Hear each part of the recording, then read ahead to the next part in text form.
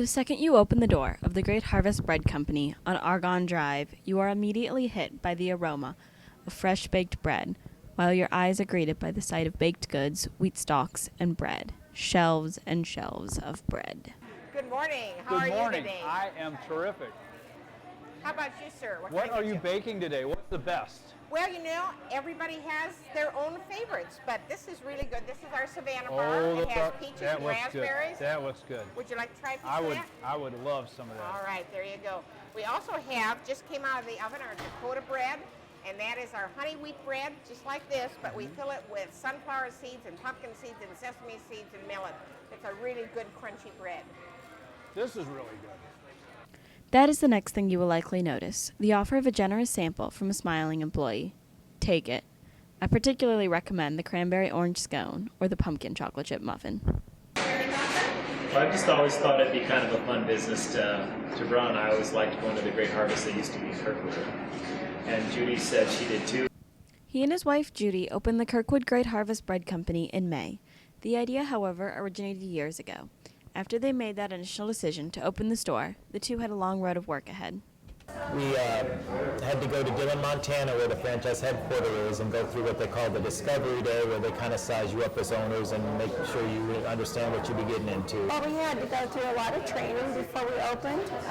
With the franchise, we spent time at the franchise office training, learning how to bake bread and sweets, and learning all about running a business and inventory control. There's all sorts of red tape you got to go through from all kinds of government agencies. Then there's picking a contractor, signing agreements with them, and getting through all of the build-out process and all the surprises you have in an old building like this. This wasn't the end of the tasks. They still had to do all of the decorating, come up with a layout, pick out the signage, find and buy all of the equipment from the big fancy ovens down to their measuring cups, choose an opening menu, stock the ingredients, hire people, and train them. It was a huge undertaking. Now that they're open, the work hasn't let up. Keeping up with the daily operations can lead to a very long day. The first person arrives at the store at 4 a.m., and the last person doesn't leave until 7 p.m. I asked Tom to run through the daily schedule. 2 people come in at 4 a.m. One's a sweets baker that tries to get all of the sweets baked and ready to go by 7 when we open. And the other one starts the breads, and that's a busy process in itself. We usually do 6 or 7 varieties of bread a day. 3 hours after it gets started, it's on the kneading table, and where we shape it into whatever product, rolls, loaves, half loaves. Some things we roll out and swirl. The breads don't start coming out of the oven until 9:30, where the sweets are all pretty much finished by 7 when we open.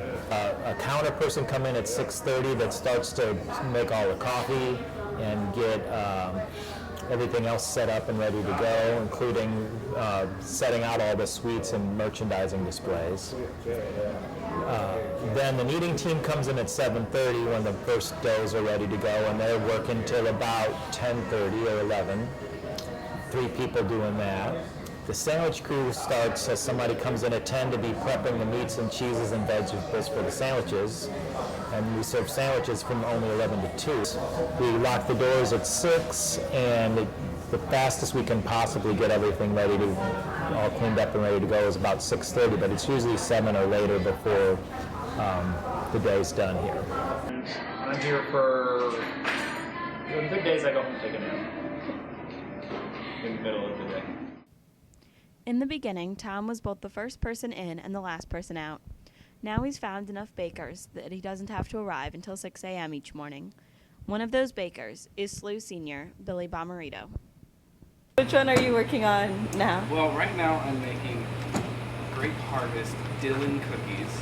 Oh, it's the best. That's the most important thing. People love these. Yeah. People go nuts over these. Yeah, I get started on those and have a terrible batch stop. I had my first one the other day. Because I'm only here from 4 a.m. to 8 a.m., so I'm just, I'm out of here before anything exciting goes on. And so yesterday, or 2 days ago, we were doing all sorts of stuff for Thanksgiving and everyone. So I stayed late and had my first Dillon cookie, and it was the best thing I ever had. Or I try to be done at 5:30 so that it doesn't mess up her schedule. Because she's got to get on the mixer right about the time that I try to be finished, but that doesn't always work. So I have 10 minutes to finish this up. So we have one big old batch, and I actually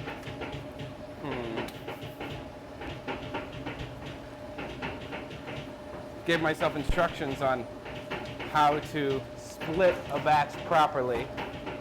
You take 8 pounds or whatever, and you put them in this cookie press, and you have to cut them up into equal pieces. And so this just allows for different 8-pound measurements. Make it a nice even 8 pounds. Take a bunch of this, and throw it right back in. And it'll work no matter what you put in there. But we like to get 8 pounds just because that's what it says. And if they're different measurements, the cookies will be different sizes. So if you put, 6 pounds of dough in this press, they'll just be little tiny thin cookies versus 8 pounds. They'll just be thinner and smaller. And we want our customers to have the most cookie they could ever want. Each cookie sheet is labeled before being placed on the baking tray to safeguard against mix-ups.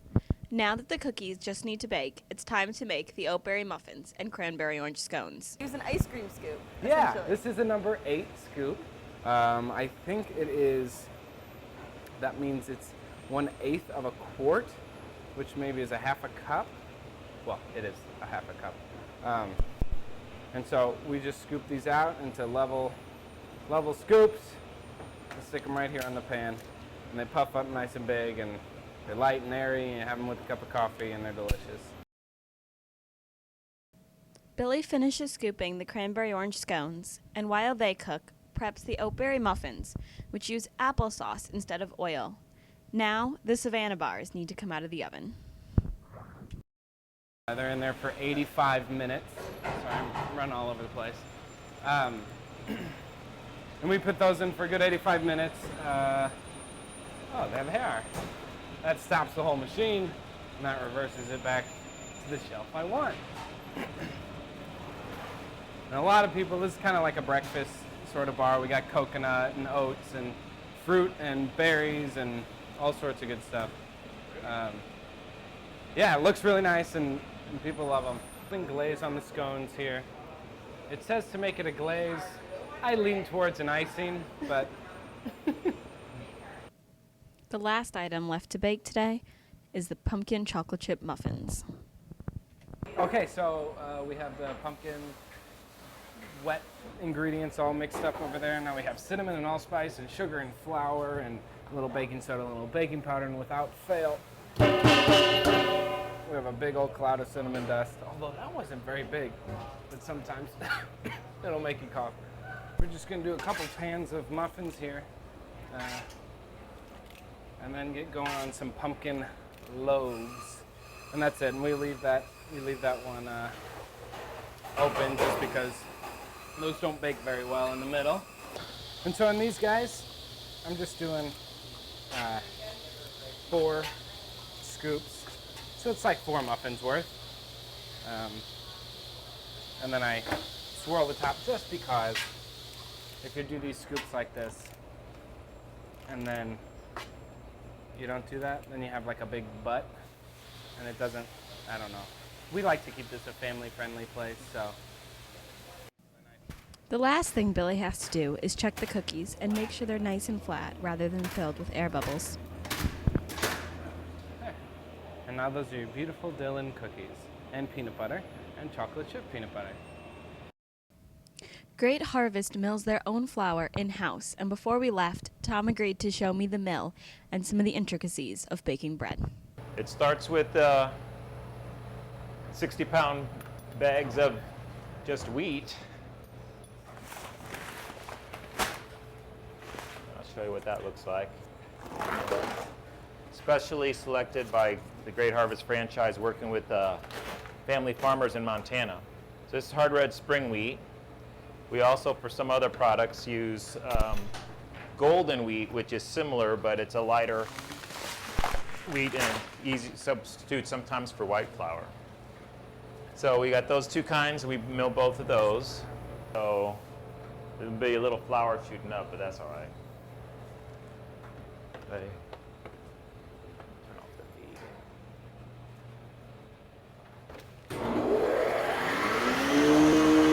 Okay.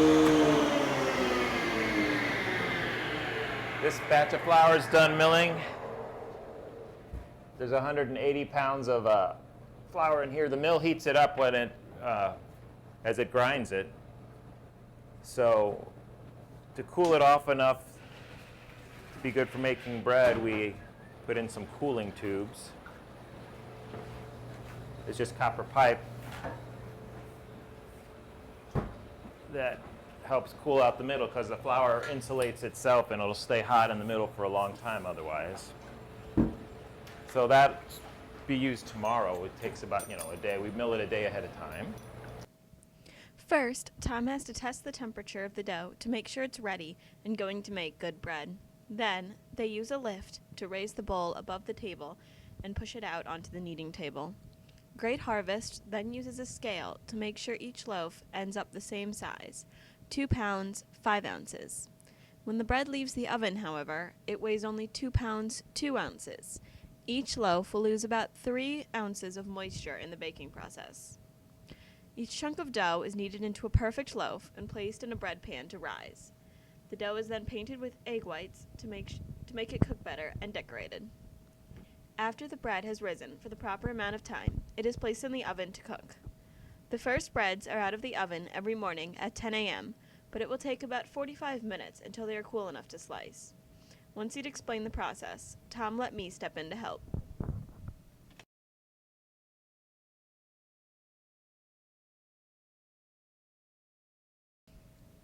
Great Harvest Bread Company uses fresh eggs, fresh yeast, and the only sweetener in their breads is honey. The Honigforts love that about Great Harvest. Everything is baked fresh every day with natural ingredients. Despite the work, the Honigforts love their job, the area, and the baking. According to them, it's a lot of fun, but you have to be crazy to do it.